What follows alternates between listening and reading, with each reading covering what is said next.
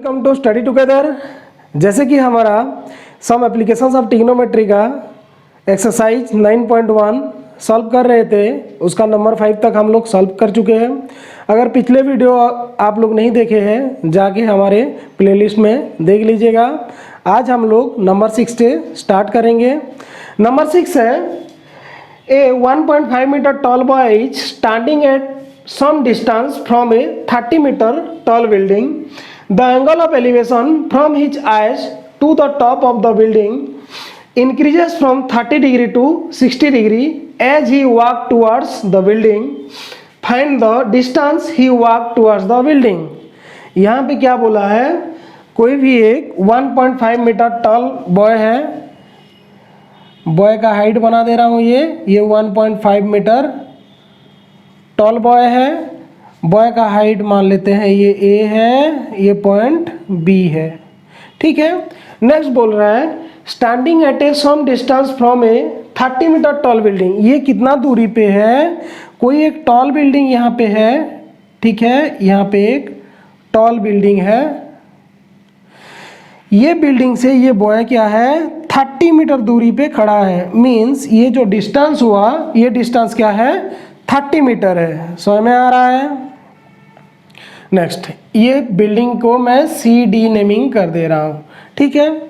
तो यहाँ से देखेगा एंगल ऑफ एलिवेशन, ये तो क्या करता है, ये कुछ दूरी जाता है, यहाँ पे है कुछ दूरी जाता है यहाँ तक। पहले यहाँ पे जब था तो ये है हॉरिजॉन्टल लेवल।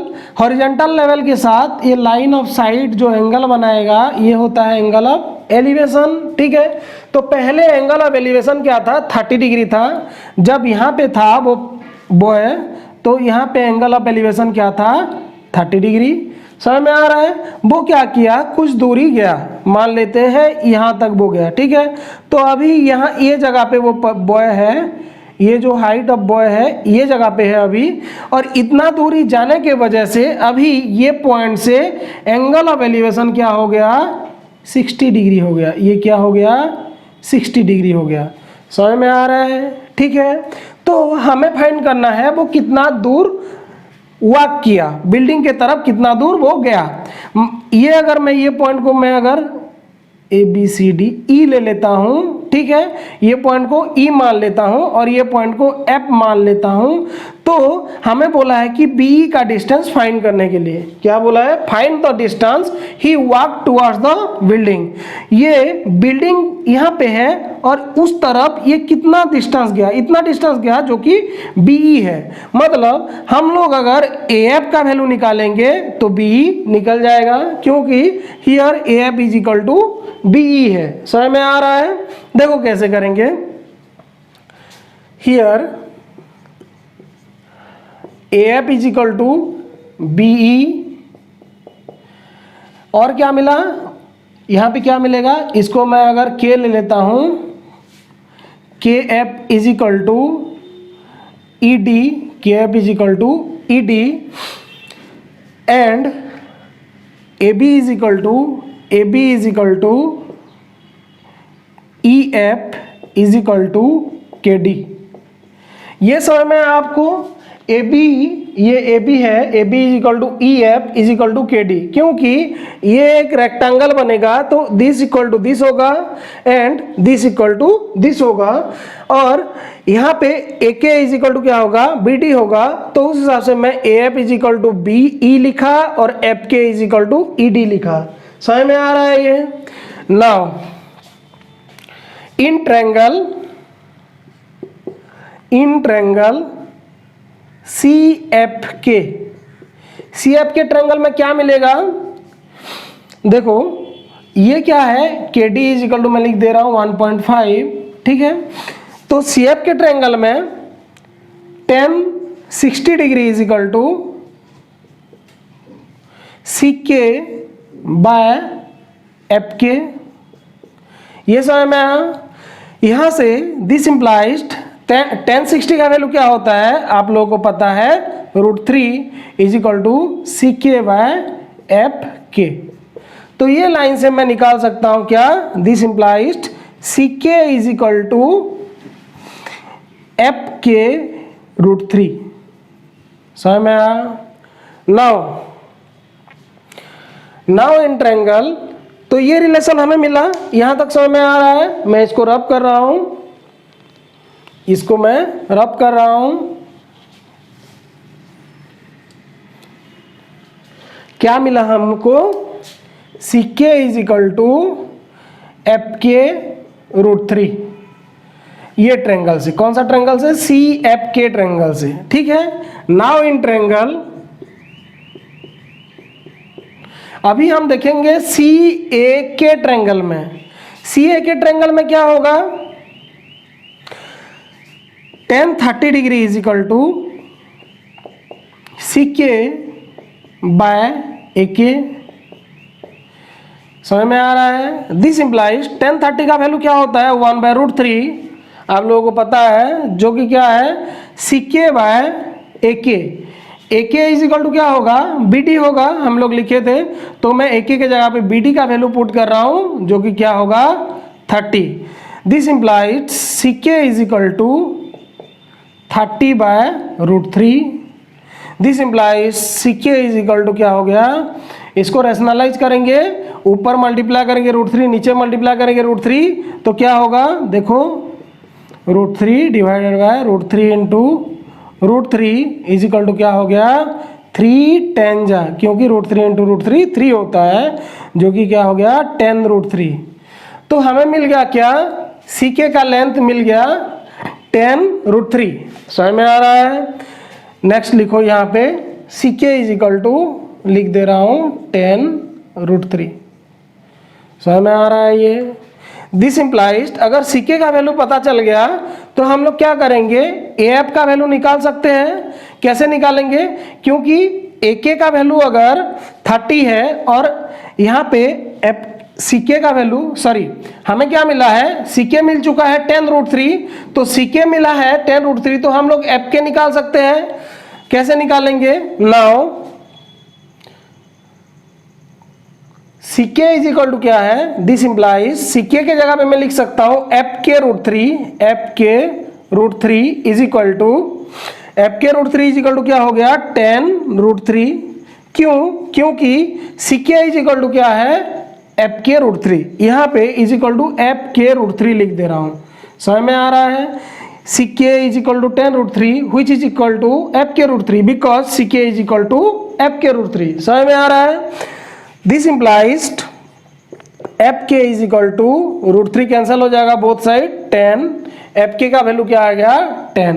अगर FK 10 है तो ये ED का लेंथ भी क्या होगा? 10 होगा। ED का लेंथ भी क्या होगा? 10 होगा। समझ में आ रहा है?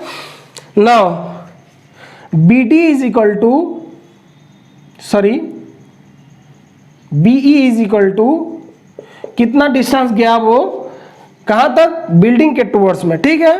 BE is equal to BD minus ED which is equal to, BD क्या है? 30, ED क्या है? -10 which is equal to 20।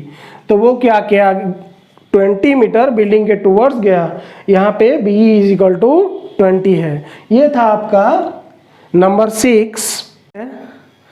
Next है आपका नंबर 7। नंबर 7 क्या बोल रहा है? From a point on the ground the angle of elevation of the bottom and top of a transmission tower fixed at the top of a 20 metre high building are 45 degree and 60 degree respectively.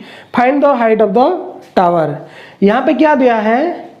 कोई भी एक building है, क्या बोल रहा है? कोई भी एक बिल्डिंग है, उसका हाइट क्या है? हाइट है ये 20 मीटर। बिल्डिंग के ऊपर एक क्या है? ट्रांसमिशन टावर है। ये बिल्डिंग के ऊपर क्या है? ट्रांसमिशन टावर है, उसका हाइट हमें नहीं पता। और ये जो ट्रांसमिशन टावर है, इसके टॉप एंड बॉटम तक कोई एक पॉइंट है, ग्राउंड से एलिवेशन दिया है। मान लेते हैं यहाँ पे एक पॉइंट दिया है, ठीक है, ये पॉइंट A है मान लेते हैं। ये बिल्डिंग का बॉटम जो है B है, ये C है, ये D है। समझ में आ रहा है? तो यहाँ पे क्या है? यहाँ पे है top of a transmission tower fixed at the top of a 20 metre high building. कोई भी एक ट्रांसमिशन टावर है 20 मीटर हाई बिल्डिंग के टॉप में लगा है। जो कि क्या है 45 डिग्री एंड 60 डिग्री है। कहाँ पे? पहले दिया है बॉटम, उसके बाद क्या दिया है टॉप। तो बॉटम का एलिवेशन 45 डिग्री है, मतलब ट्रांसमिशन टावर CD है तो उसका बॉटम C है, तो ये क्या है, ये एंगल जो है ये 45 डिग्री है। समझ में आ रहा है? उसके बाद बोला है टॉप एंड बॉटम का एंगल ऑफ एलिवेशन दिया है, तो बॉटम का निकाल लिया हम लोग 45 डिग्री, अभी टॉप का क्या होगा 60 डिग्री। ये है आपका 60 डिग्री। समझ में आ रहा है ये? तो हमें फाइंड करना है, find the height of the tower. ये टावर का हाइट क्या है और एक बार समझते हैं। क्वेश्चन में बोला है कोई भी एक बिल्डिंग है, ठीक है, उसके ऊपर एक ट्रांसमिशन टावर है और दिया है कि ट्रांसमिशन टावर के बॉटम तक एंगल ऑफ एलिवेशन 45 डिग्री है और ट्रांसमिशन टावर के टॉप तक क्या है, एंगल ऑफ एलिवेशन 60 डिग्री है। तो हमें फाइंड करना है, find the height of the transmission tower. यहाँ पे हाइट क्या है CD। पहले देख लेते हैं क्या फाइंड करना है, CD फाइंड करना है। समझ में आ रहा है? ठीक है। Now in triangle ABC triangle में क्या मिलेगा हमें, देखते हैं। यहाँ पे परपेंडिकुलर गिवन है ABC का, BC परपेंडिकुलर है, तो बेस फाइंड कर सकते हैं हम लोग। बेस फाइंड करने का मतलब ये है, बेस अगर फाइंड करेंगे तो ये टोटल फाइंड कर लेंगे, टोटल फाइंड हो जाएगा तो वहाँ से 20 माइनस करेंगे तो हाइट ऑफ द टावर हमें मिल जाएगा। समझ में आ रहा है? In triangle ABC tan 45 is equal to BC by AB। Here BC is equal to क्या है 20 बाय AB क्या है यहाँ पे नहीं दिया है, जिसको हमें फाइंड करना है पहले। ठीक है। tan 45 का वैल्यू क्या होता है 1 is equal to 20 by AB। This implies ये इधर मल्टीप्लाई होगा तो AB इज इक्वल टू क्या होगा 20। तो हमें मिल गया क्या, ये जो AB का लेंथ है ये मिल गया हमें 20। नेक्स्ट अभी देखेंगे ABD ट्रायंगल में, ट्रायंगल ABD में। ABD ट्रायंगल में मुझे AB पता चल चुका है तो मैं BD फाइंड कर लूंगा। AB अगर फाइंड कर लिया हूं तो BD ऑल फाइंड कर लूंगा इजीली। समझ में आ रहा है? तो यहां पे देखेंगे अभी in triangle ABD tan 60 degree is equal to क्या होगा BD divided by AB। This implies tan 60 का वैल्यू क्या होता है √3 इज इक्वल टू क्या होगा BD क्या होगा, यहाँ पे मैं लिख सकता हूँ CD plus 20 divided by AB का वैल्यू है 20। समझ में आ रहा है? यहाँ से हम लोग फिर फाइंड कर सकते हैं, यहाँ पे 20 इंटू √3 20√3 इज इक्वल टू क्या हो गया CD plus 20। This implies CD is equal to 20√3 minus 20। यहाँ से मैं अगर 20 कॉमन ले जाऊंगा तो क्या होगा 20 इंटू √3 माइनस 1। ये था आपका height of the tower, transmission tower. समझ में आया?